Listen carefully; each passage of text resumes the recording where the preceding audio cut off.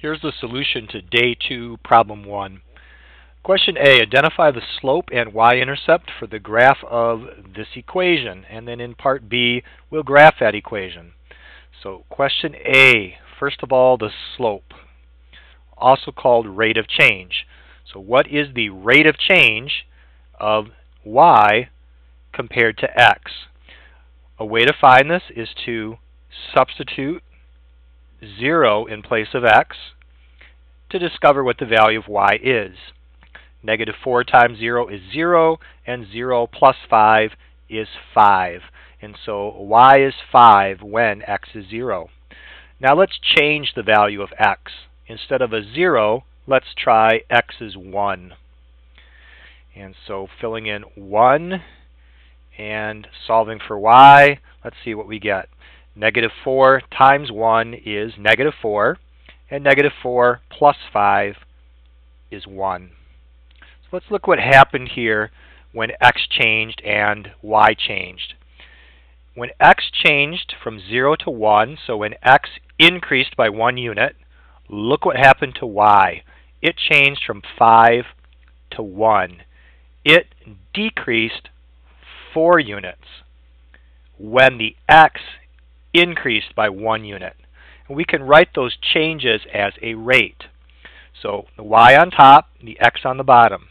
The y decreased by 4 when the x increased by 1. And negative 4 over 1 simplifies to just negative 4. That is the slope of the line that goes with this equation. Now, y-intercept. Where does the line that goes with this equation touch the y-axis? Well, because any dot on the y-axis will have an x-coordinate of 0, we can find the y-intercept by using a 0 for the variable x.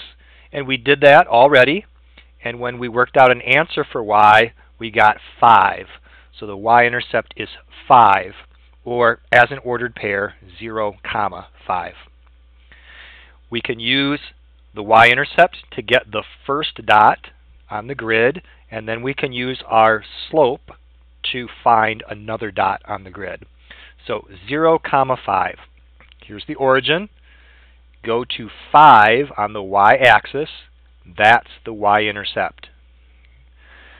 Now we're going to use the slope, which is also called rate of change, to find another dot. So here's the slope, negative 4. Let's think of that in terms of rate of change. The y is decreasing by 4 every time the x increases by 1. So let's start at this dot. When the x increases by 1, so one spot to the right, the y decreases by 4. 1, 2, 3, 4 down.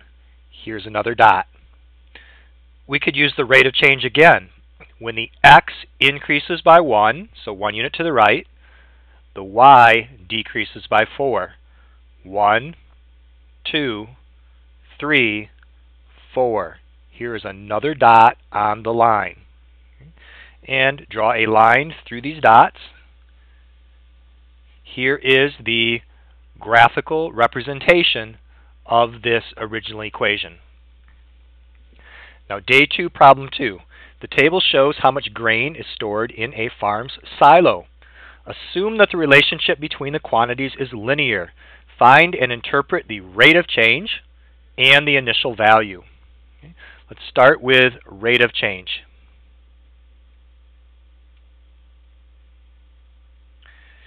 As time's going by, the amount of grain in the silo is decreasing.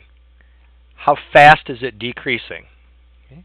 We can find this by looking at any 2 rows we like. For example, we could look at this row and this row.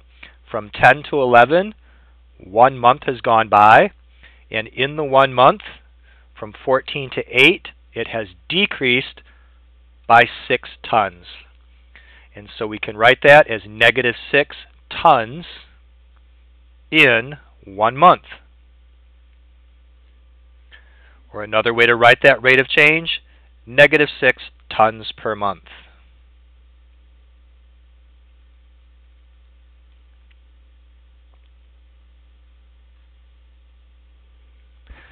We're also asked for the initial value. How much grain was in the silo to begin with? Or in terms of variables, that's asking us when x is 0, what would have been the value of y? Well, we don't have a table that has a row where x is 0.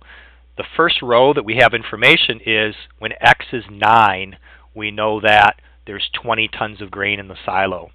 But we can work backwards to find how much grain was in the silo when x was 0. Now let's think about how many rows backwards in time that we would need to go, right? From 9 back 1 month would be the 8th month. Back 1 month would be the 7th month. Another month back would be the 6th month. We want to get all the way back to the 0th month. So from 9 to 0, we need to back up 9 months. With that observation and knowing that the rate of change is -6 tons per month, we can find the initial value when the month is 0. Okay. What's the amount of grain in the silo? Okay. So let's start with where we have information. In the 9th month, there's 20 tons of grain. When you go back in time, there's more and more grain. So we're going to add 9 months worth of 6 tons per month. So I'm counting back 9 months to get to the 0th month. That's here. And I'm using that the rate of change was decreasing 6 tons per month as time moves along. And working backwards, that means I'm adding 6 tons per month for 9 months. And so 9 times 6 is 54. So 24 add 54 is 74 tons. That was the initial amount of grain 9 months before this row of the table.